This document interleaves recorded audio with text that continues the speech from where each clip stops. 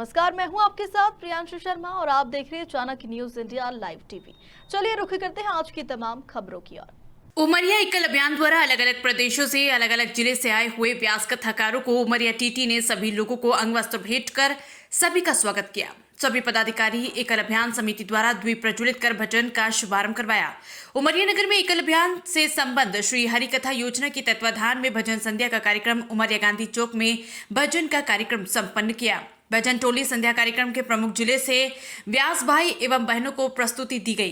गणेश वंदना, शिव भजन, हनुमान भजन, राम भजनों की प्रस्तुति दी गई एवं हम वन की वासी निकट जगाने आए एकल सुरताल टोली प्रमुख राजकुमार गुप्ता एवं भजन टोली सदस्य कीबोर्ड पर जयनारायण झारखंड, ढोलक पर जोहन शरण मंडला, मंजीरा में भाग व्यास नंद कुमार पारस एवं भजन कीर्तन में खुशबू सहचरी बिहार, विद्या सहचरी उत्तर प्रदेश, वंदना सहचरी कानपुर, अंबिका सहचरी लखीमपुर, श्वेता सहचरी कोसामड़ी, सिंपी सहचरी शहडोल, अंचल व्यास एवं मंच संचालक अशोक शरण एवं भाग प्रमुख संतोष यादव, अभियान प्रमुख रामज्ञान पटेल, ग्राम स्वराज रजनीश सेन, मजनू हरिकृष्ण तिवारी एवं सभी संच सरपंच व व्यास एवं संच प्रमुख समिति इस कार्यक्रम में मुख्य अतिथि एकल अभियान के हरिकथा अध्यक्ष यश कुमार शर्मा, उपाध्यक्ष ममता द्विवेदी, अंचल मां सपना दहिया, ब्रह्म कुमारी आश्रम विश्वविद्यालय से सुश्री लक्ष्मी दीदी, ग्राम स्वराज प्रभारी कमल सिंह राजपूत, पूर्व संभाग प्रमुख प्रमोद यादव और मीडिया से विजय कुमार यादव, पूर्व संच प्रमुख उमेश सिंह राजपूत एवं सभी नगरवासी मिलकर कार्यक्रम को भारत माता की आरती और विसर्जन मंत्र के साथ सफलतापूर्वक संपन्न किया गया। की कोई सुविधा नहीं, ये देखिए, ये विशुद्ध रूप से कोई शासन की योजना नहीं है। ये समाज के द्वारा ही समाज के लिए एक कार्य होगा। जो अपने नगर सेठ हैं, जो धनवान है, जिनको सामाजिक कार्यों में रुचि है, ऐसे इन लोगों की व्यवस्था के लिए वो धन खर्च करते हैं। अपने जैसे 300 यहाँ 430 विद्यालय संचालित हैं, तो ये जो एक एक विद्यालय है उसके लिए 22,000 रुपये का हमारा एक सहयोग राशि है, जिसके माध्यम से 30 बच्चे वहाँ पे पढ़ते हैं। 1,000 रुपये उस गांव के आचार्य को दिया जाता है, जो मासिक 3 घंटे मतलब 3 घंटे रोज है, और मासिक का 1,000 रुपये उसको मतलब एक तरीके से उनको मानधन, साबुन और अपने कपड़े के स्वच्छता के लिए, अपनी स्वच्छता के लिए वो 1,000 रुपये का मानधन स्वरूप दिया जाता है। कथा वालों के लिए भी मानधन स्वरूप 3 से 4,000 रुपये ही है। अच्छा भाई साहब, ये संगठन जो है एकल अभियान किसी राजनीतिक संगठन से क्या ना मैंने जैसा कि बताया कि हमारा पूर्ण उद्देश्य पंचमुखी शिक्षा है। हम आपको बता रहे हैं कि व्यक्ति शिक्षित हो गया, व्यक्ति स्वस्थ हो गया, व्यक्ति विकसित भी है, उसको जागृत भी व्यक्ति है, लेकिन संस्कारित नहीं है। तो संस्कार युक्त शिक्षा के माध्यम से ये पांचों आयाम को लेकर के हम लोग शिक्षित, स्वस्थ, समर्थ और संस्कारित भारत की कल्पना करते हैं।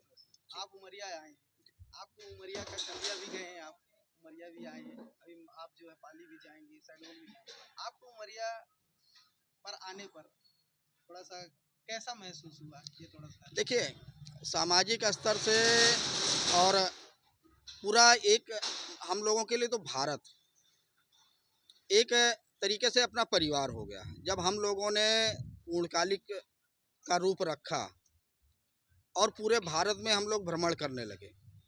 आपके सामने ये कुछ बहनें लखनऊ की हैं, बिहार की हैं, भैया झारखंड से हैं, ऐसे अलग अलग प्रांतों से हमारे बीच ये भैया बहन साथ में आए। तो हमें एक जैसा ही लगता है, पूरा भारत, उमरिया भी उसमें से एक है। क्योंकि ये ट्राइबल क्षेत्र है ना, इसलिए मैंने आपसे नहीं, देखिए, जब परिवार भाव आ जाता है तो उसमें अच्छा और बुरे का प्रश्न ही नहीं रह जाता है। ये तो बेगानों के लिए होता है कि अच्छा कैसा है या बुरा कैसा है। ये हमारा घर है, हम उमरिया भी हमें अपने भारत में ही है और भारत जैसा ही लगता है और अपने घर जैसा ही लगता है। कार्यक्रम जो है भजन संध्या का हुआ, एकल अभियान के थोड़ी विषय में आप सूक्ष्म में हमें बताएं कि एकल अभियान है। एकल अभियान 1989 में झारखंड प्रांत से शुरू हुआ, मात्र 30 विद्यालय से चला हुआ एक नन्हा सा पौधा है। आज पूरे देश में लगभग 1 लाख गांव में हमारा एकल विद्यालय संचालित हो रहा है। एकल विद्यालय के माध्यम से हम 5 प्रकार की शिक्षा देते हैं।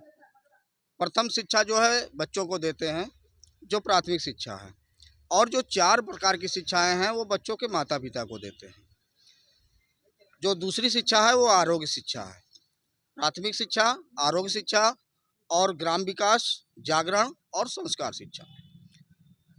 प्रथम शिक्षा जो है वो बच्चों के लिए है। जो प्राथमिक बच्चे ग्रामीण क्षेत्रों में जब इसका संचालन शुरू किया गया तो उस समय सरकारी विद्यालय बहुत नाम मात्र ही थे। जंगलों में, पहाड़ों के बीचों में जो गांव रहते थे, वहाँ के बच्चे दिन भर खेल कूद में ही मस्त रहते थे। उनमें शिक्षा की भावना नहीं थी। उनके पिताजी मजदूरी में चले जाते थे और बच्चे से केवल गुल्ली डंडा और खेल कूद में ही मस्त रहते थे। तो हमारे विचारकों ने इस पर चिंतन किया कि एकल विद्यालय के माध्यम से हम बच्चों को संस्कारयुक्त शिक्षा देंगे। तो 6 से 14 वर्ष की आयु के बच्चों को प्राथमिक शिक्षा के माध्यम से हमारे 3 घंटे का एकल विद्यालय गांव-गांव में संचालित होता है। अपने उमरिया में भी 340 विद्यालय संचालित हैं। दूसरी शिक्षा आरोग्य शिक्षा है। जो आप पहले के ज़माने में अपने रसोई घर से जो दवाइयाँ होती थी, दादी नानी की पोटली, उनमें दवाइयाँ होती थी और उससे व्यक्ति ठीक भी हो जाता था। आज थोड़ी सी भी खांसी, जुकाम, बुखार होता है तो हम मेडिकल की तरफ दौड़ते हैं। तो इसके बारे में भी हम लोग जानकारी देते हैं कि भाई इस वनौषधि के माध्यम से हम स्वस्थ रह सकते हैं। तीसरी शिक्षा है ग्राम विकास शिक्षा। आज हम देख रहे हैं कि हमारे सड़कों पे जो गौ माता है वो मारी मारी घूम रही है, जिसका हम दूध सारी ज़िंदगी पीते हैं, उसको हम सड़कों पे छोड़ दिए। अपनी जो माँ होती है वो 5 साल तक केवल दूध पिलाती है, लेकिन गौ माता हमको सारी ज़िंदगी जो है दूध और घी से एक तरीके से पुष्ट करती रहती है, लेकिन हम उसको सड़कों पे भेज दिए। कोई अपनी माँ को सड़कों पे फेंकता है क्या? तो गौ संवर्धन के लिए और संरक्षण के लिए ग्राम विकास के माध्यम से हम जैविक खेती के बारे में बताते हैं कि जो आज रासायनिक खेती करके गांव बंजर हो रहे हैं, ज़मीन बंजर हो रही है, तो जैविक खेती के माध्यम से हम कैसे उपजाऊ ज़मीन को प्राप्त करें और गौ माता का संवर्धन और संरक्षण हो सके। उनके गौ मूत्र से और गोबर से हम कैसे उपयोगी दवाएं और खाद बना सकें। चौथी जो सरकार के शासकीय जो योजनाएं हैं उसके बारे में ग्रामीण कैसे जानकारी प्राप्त करें। बहुत सरकारी चीज़ें चलती हैं लेकिन गांव तक पहुंचती ही नहीं है, उसका लाभ शहर तक ही रह जाता है, कुछ तो जानकारी के अभाव में और कुछ बिचौलियों के अभाव में। तो इसके बारे में हम लोग जानकारी देते हैं। जैसे हम 2 योजनाओं के बारे में बात करें, जैसे एक प्रधानमंत्री जीवन बीमा योजना है, मात्र 20 रुपये में, और एक जीवन ज्योति योजना है, मात्र 436 रुपये में है, जो हम साल भर में उसको अदा करते हैं। मतलब 1 रुपये पर डे के हिसाब से मान लीजिए, लेकिन उसको गांव के बारे में जानकारी नहीं है। 2 लाख का वो बीमित हो जाता है व्यक्ति। तो ऐसे जो योजनाएं सरकार के द्वारा संचालित है उसको हम गांव में जागरण शिक्षा के माध्यम से देते हैं। रही बात है 5वीं शिक्षा, जिसके तहत ये बहनें हमारे बीच हैं, हम लोग जो गांव-गांव, शहर-शहर, नगर-नगर लोगों को जगाने का कार्य कर रहे हैं। इसका उद्देश्य बहुत ही महत्वपूर्ण है। जो बड़े कथाकार हुए, जितने भी बड़े कथाकार हैं, मैं नाम नहीं लेना चाहूँगा, बहुत सारे लोग हैं, उनको जो गांव की शक्ति है वो उनको नहीं बुला सकते, चाहे वो धन बल हो चाहे जन बल हो। इतना पैसा, इतना धनराशि वहाँ उनकी व्यवस्था में ही खर्च हो जाता है कि गांव के लोग कथा भगवान का कैसे सुन सकें। इसलिए हमारे के विचारकों ने ये निर्णय लिया कि कथा के माध्यम से हम गाँव में संस्कारित बच्चों को संस्कारित करेंगे, गाँव वालों को संस्कारित करेंगे, गाँव वालों को भगवत का ज्ञान कराएंगे। अपने 10 केंद्र चलते हैं पूरे भारतवर्ष में।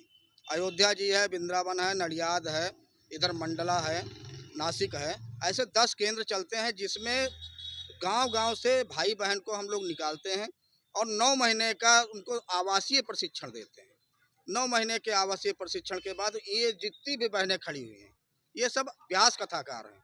ये कथा कहती हैं, कोई राम कथा, कोई कृष्ण कथा, कोई शिव कथा।